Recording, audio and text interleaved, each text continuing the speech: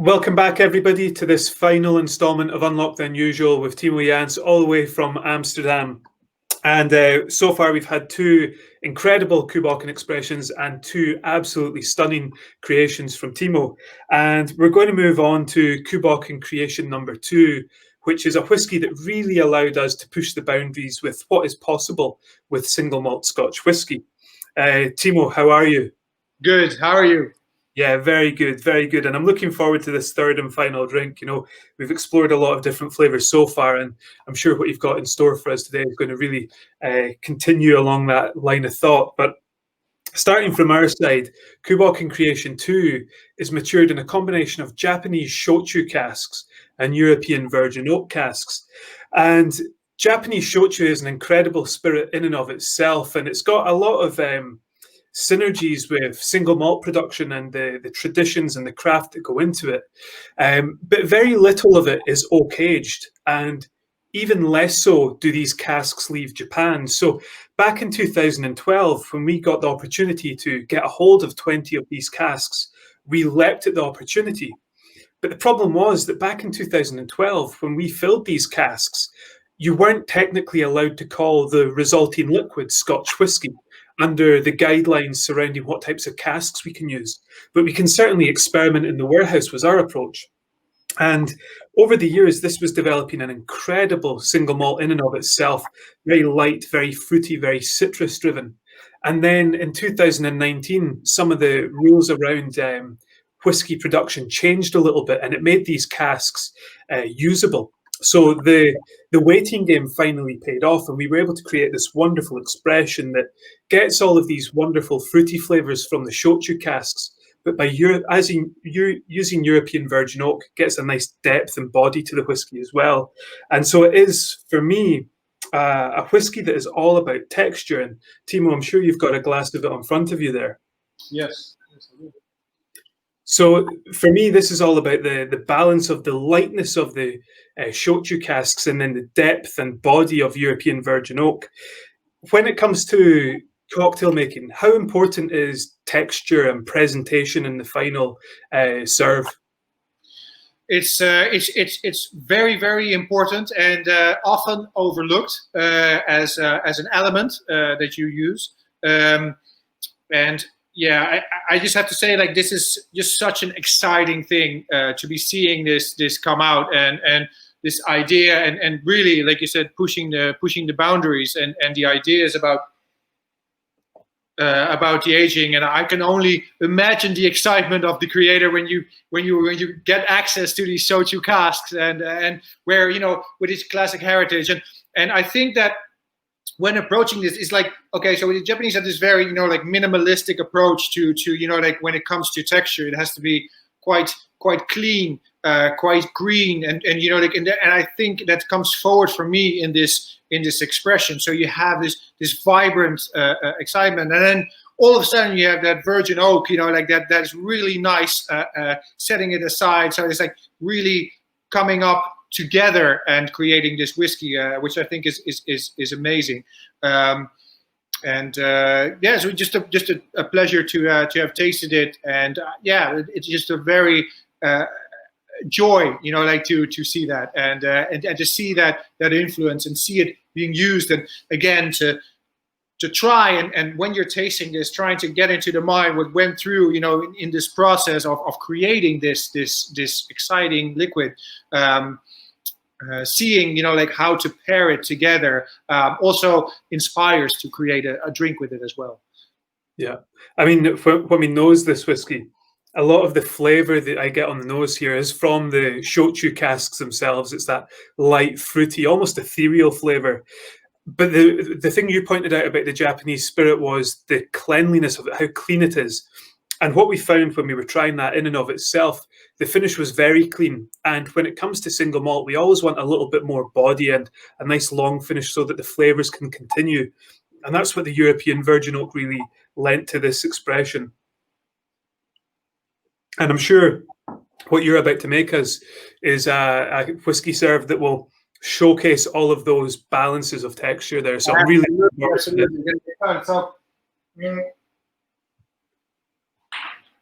delicious. So, so what we're doing here is that, so the whole thought process came about from cleanliness, taking things away.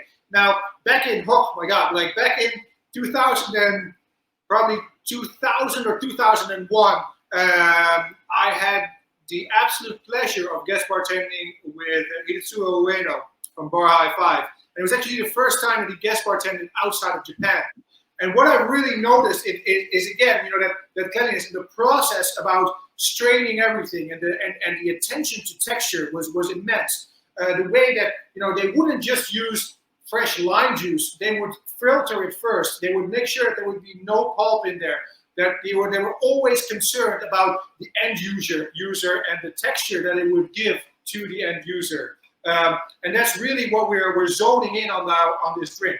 So our starting point was really about how stirring, actually, why do you stir? Yeah, so why do you stir? Why don't you just shake everything? Now, you're stirring because of the way that you agitate the ice is a much slower, more delicate process, actually gives for a more fuller, rounded mouthfeel. Now, we went with that, and then the dogma, I would say, or the plain assumption is that whenever you have like fruits or whenever you have like citrus fruits, is that you're not allowed to stir something, you have to shake it.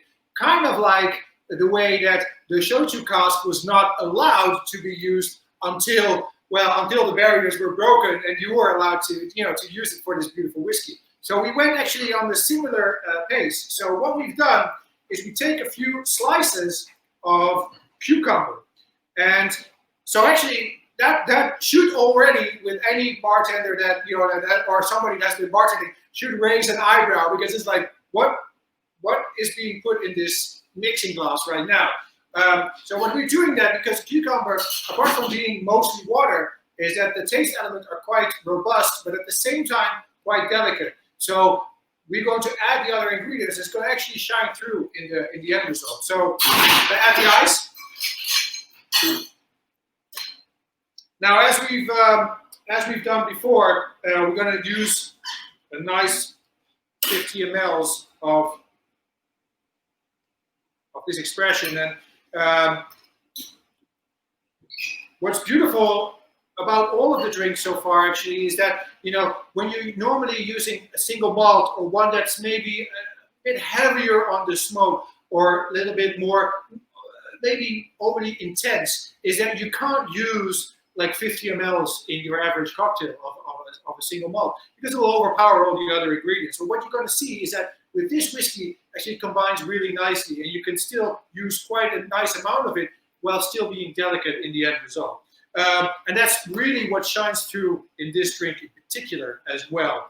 So next up, we're going to actually use 10 mLs of clarified lime juice. So again, as I told you the story about guest bartending with Hitsuo, so their idea is that you do process the lime juice a little bit. So now we've gone one step further and actually clarified it so that you can still have the aromas of the lime juice, but it's going to be clear white. It's going to be like a more textural dryness instead of that sharp dryness that we want to avoid. Next up, we're going to put in that fruitiness. Now, for me, this whiskey has got a lot of fruitiness to it, but like vibrant fruitiness. So we're going to use Rinquinquin, which is this beautiful aperitif. And as we've seen before, Rinquinquin is a peach aperitif that that's been around for many years, but it's hardly ever used in drinks, and that's like an unrightly so, because it gives a beautiful aroma and beautiful texture to the end result. Now we're going to stir this, and the cucumber really doesn't need much more than that. The cucumber will do its job, and it's just going to linger with that flavor. Now the peach of the Rinquinquin is also going to be more of an aroma, and it's going to be and then the texture of the whiskey is going to stay upright, and it's going to work beautifully in there.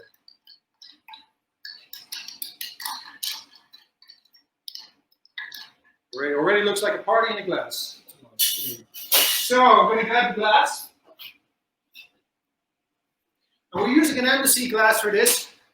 Just like the Rinquinquin, it's a type of glass that's traditional, but you don't always see it that much anymore, which is a shame because I think it's a great vessel for drink making. So we're just going to stir that. So in a way, it is like a Scotch whiskey gimlet with cucumber and peach going about. So it's very exciting, very different than anything people would have seen before. And then for the garnish, we're going to go different as well. So we're using actually a little bit of the cucumber, fresh cucumber that we spiraled with some pink pepper salt on top. And we're just going to put that on there. And it's going to give it a nice peppery finish. Also, when you eat the cucumber, it's going to do the exact same thing. It's going to have an amazing effect on the texture that you're going to have in your mouth. So, you know, like, so there you have it. And it's called the Bonnie and Lime. There you have it. So cheers. I hope you got one in front of you as well. I do indeed. Fantastic stuff. And what amazes me about this drink is, as you say, on the nose, how much the cucumber and peach are really allowed to shine through.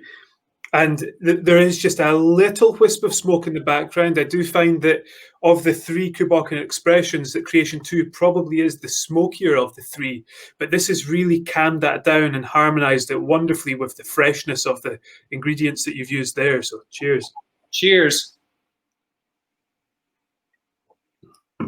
I like what you were saying as well about how there are different ideas about what you are and aren't allowed to use in mixology. You know, not allowed to use citrus when you're stirring and things like that. And I think, you know, the approach you've taken to making this drink is very much the approach we took to Creation 2, which was we might not be allowed to, but that's not stopping us, you know, and let's have a go. Let's see what's possible. And fantastic. Yeah.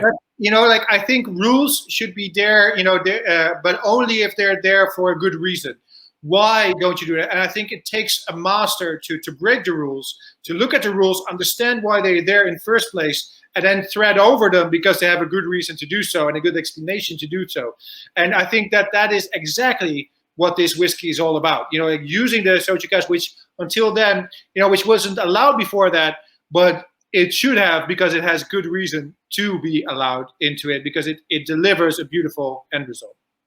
Yeah, absolutely. And I think to your point there, you know, it's a cask that was largely not allowed because it was felt that it would do something that would take away from Scotch whiskey, but actually in practice, it lent itself fantastically well to what we're trying to do.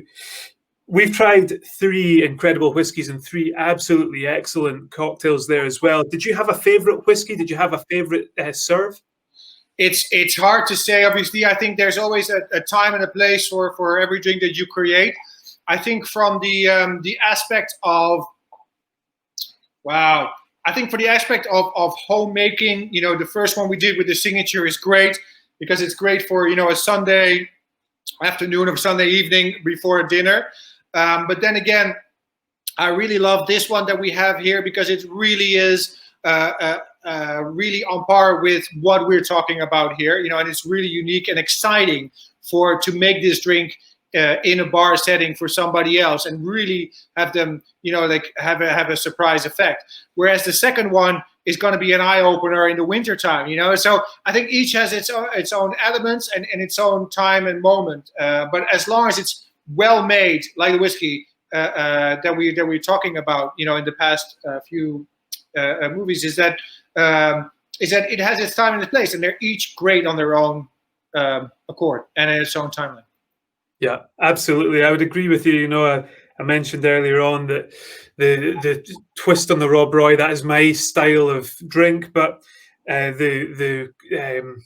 what we did with Creation 1 there, that is going to be me for the whole of the winter, and I'm already looking to find out if there's enough space in my greenhouse for more cucumbers for next year. So 3 incredible cocktails that are going to be with me and be with Cù Bòcan for a long time. But what's next for you, Timo? What are you going to be getting up to over the next couple of months?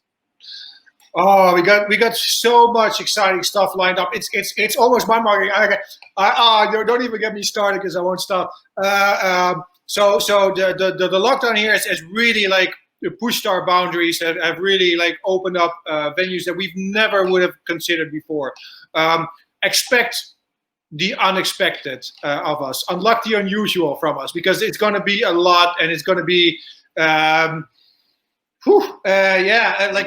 is there anything that I am allowed to even go on about? Like, so we're doing now, you know, like we're ready to launch like online workshops from the bar, so that people can book them, and then we ship them over all of the ingredients for a workshop that we can still do one-on-one, like we're talking here now. So really exciting stuff there. I have my own cocktail week, so as soon as the bars are allowed to reopen, we're going to celebrate it big with 1 month of Amsterdam Cocktail Week. So not just a week, but the entire month, where we're going to go big with 40 bars, really celebrating allowing to have a drink again, with all these beautiful brands and bars all over the city. Yeah, and yeah, just keep an eye out, because it's every week I have I've got something lined up, really. Fantastic. Well, I'm personally looking forward to getting back over to the Netherlands and back over to Amsterdam so we can share a drink in person. But thank you very much for the 3 drinks you've made over the last 3 sessions. And thank you very much, everyone who's tuned in and enjoyed watching these. The recipe for these cocktails will be on our website, so stay tuned for all of those details. And until then, cheers. Proost.